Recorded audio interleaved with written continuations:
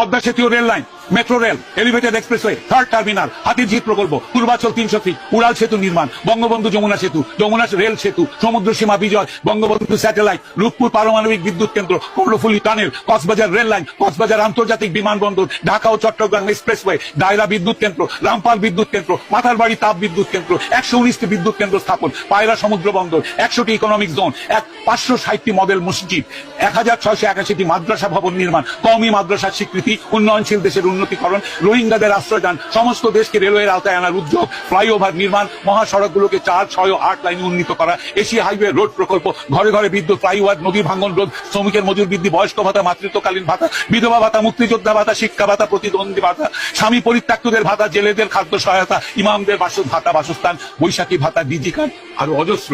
আমার দম কুলাচ্ছে না এতগুলো পড়তে। 15 বছরে যদি এতগুলো কাজ কেউ করে থাকে, তাকে কোন চক্রান্তকারী এই টাকা পাচার করার দেয়? আর সে যদি ডিক্টেটর হয়, খুব ভালো করেছে। বাংলাদেশের গত 10 মাসে প্রমাণিত যে বাংলাদেশের ডিক্টেটরশিপ না থাকলে যে কোনো মানুষকে মব লিঞ্চিং করবে, ধর্মের নামে করবে, হিন্দু বলে করবে, কপারে টিপ পরেছে বলে করবে, মাথায় হেজাব দেয়নি বলে করবে, মাথায় টুপি পরেনি বলে করবে, মাথায় জটা থাকলে করবে, মাজারে বসে ফকির হলে তাকে মারবে। মেরেছে, হাজার হাজার মানুষ মেরেছে এরা। ডিক্টেটরশিপ ছাড়া এটা কোনোদিনও কন্ট্রোল সম্ভব নয়। খুব ভালো করেছেন আওয়ামী লীগ শেখ হাসিনা ডিক্টেটরশিপ করে। তার উচিত ছিল আরো ডিক্টেটরশিপ করে এগুলোকে দমন করা। এইটাই আমি মনে করি।